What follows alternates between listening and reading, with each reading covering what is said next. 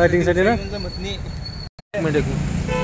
आज आपण या ठिकाणी निलंगा येथे उपोषणाला बसलेले उद्योजी मेकाले यांची आपण मुलाखत घेतोय।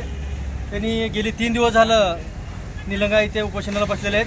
त्यांच्याकडे जाणून घेऊया आपण की उपोषणासंदर्भात त्यांचं काय मत आहे आणि काय अडचणी काय प्रश्नासंदर्भात त्यांनी उपोषणाला बसलेत।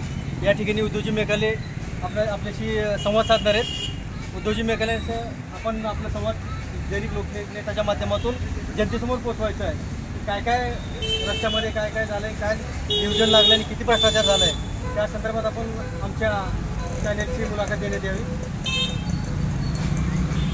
खरं म्हणजे चांदुरीवाडी ते चांदुरी पाटी हा एक 2 किलोमीटर अंदाजित हा जो रस्ता आहे, हा रस्ता 1995च्या नंतर प्रथम त्या रस्त्यासाठी बजेट आलेला असल्यामुळे तो रस्ता मार्च 2025मध्ये पूर्ण झालेला आहे।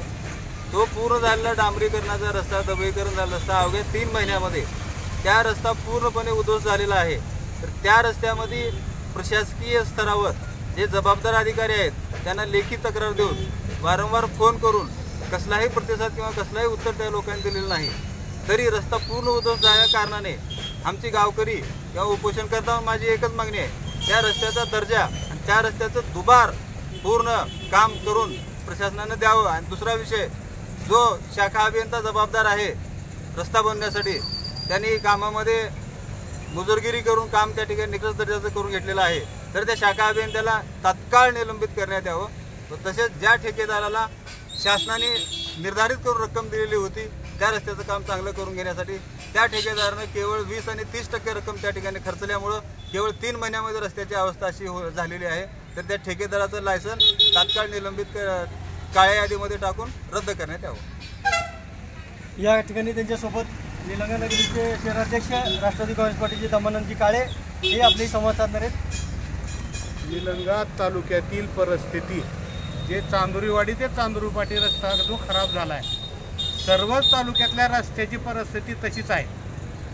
आजपर्यंत जेवढेही रस्ते झालेत त्या रस्त्याच्या अनुषंगानं निधी जो येतो त्या निधीप्रमाणे काम केलं जात नाही, अंदाजपत्रकानुसार काम केलं जात नाही। शाखा अभियंता आपली टक्केवारी घेऊन त्या गुत्तेदारास अभय देतात आणि इथं स्थानिक प्रशासनाचं कशावरच लक्ष नाही।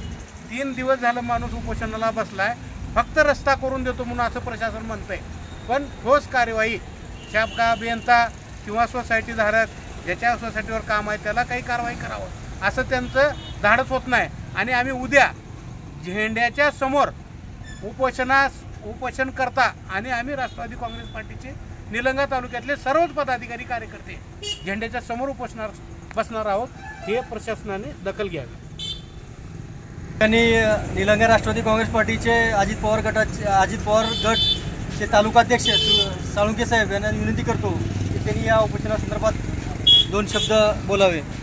चांदुरी पाटी ते चांदुरी ही रस्ता फार खराब झालेला आहे आणि स्वतः जाऊन पाहणी केलेली आहे। ती रस्त्याची 100% ती रस्ता खराब झालेला आहे, ते 100% ती रस्त्याचा मार्ग लावावे ही विनंती आहे साहेब।